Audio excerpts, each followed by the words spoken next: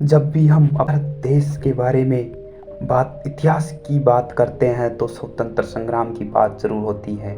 और इस स्वतंत्रता संग्राम के किन किन सैनिकों ने अपना योगदान दिया, उन पर भी अवश्य चर्चा होती है। भारत के स्वतंत्रता संग्राम के दो तरह सेनानी हुआ करते थे।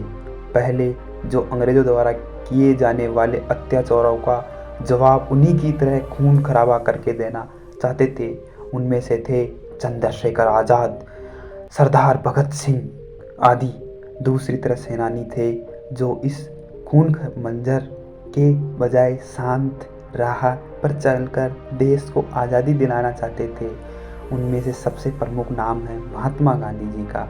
उनके इस शांति, सत्य और अहिंसा का पालन करने वाले रवैया के कारण लोग उन्हें महात्मा संबोधित करने लगे थे।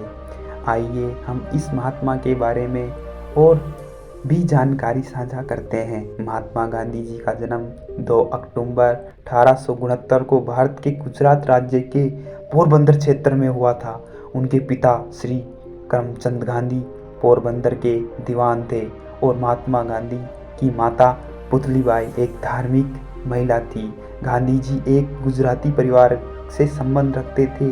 इनकी पत्नी का नाम कस्तूरबा गांधी था।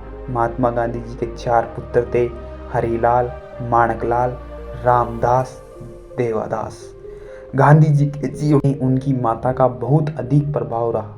उनका विवाह 13 वर्ष की उम्र में हो गया था और उस समय कस्तूरबा 14 वर्ष की थी।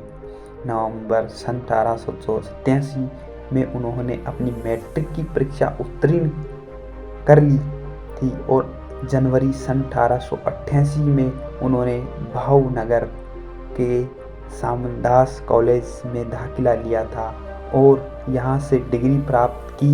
उसके बाद लंदन गए, जहाँ वहाँ बैरिस्टर बनकर लौटे। सन 1894 में किसी कानूनी विवाद के संबंध में गांधी जी दक्षिणी अफ्रीका गए थे और वहाँ होने वाले अन्याय के खिलाफ आवाज़ उठाई, अवज्ञा आंदोलन चलाया और इन पूर्ण होने के बाद भारत लौटे। सन 1916 में गांधी जी दक्षिण अफ्रीका से भारत वापस लौटे और फिर हमारे देश को की आज़ादी के लिए अपने कदम उठाए।